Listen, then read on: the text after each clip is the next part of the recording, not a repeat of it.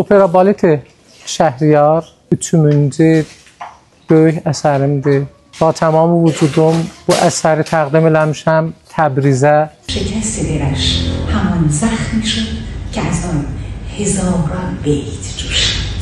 او شاعری بود که زندگیش مثل شعرهایش روایت میشد.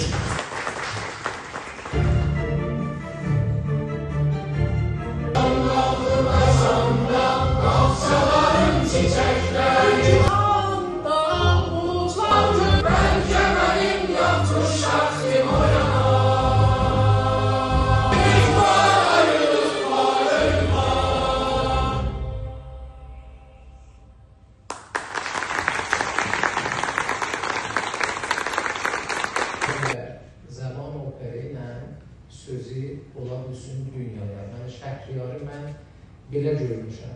عناصر فرهنگی موسیقایی جای جای ایران جمعه. امسال افتخار داشتیم در رونمایی اپرای Əsərlərində və təsadüflərində inşallah.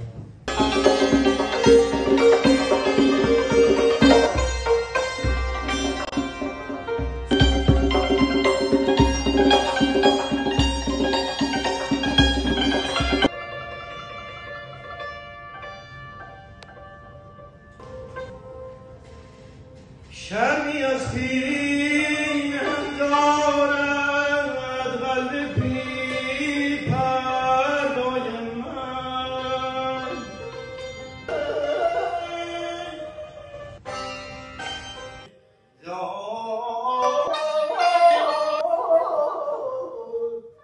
موسیقی لحظه لحظه خلق بود.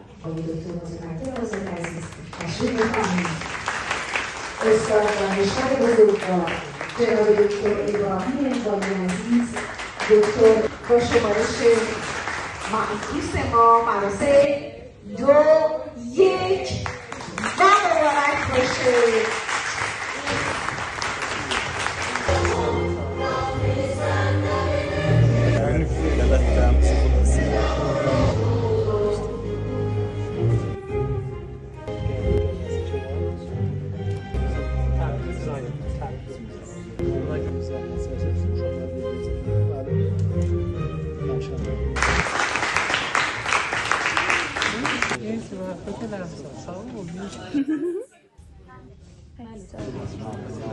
Nənə qarnında sənlə əkiz olsaydım əgər, istəməzdim doğulub bir də bu dünyaya gələ.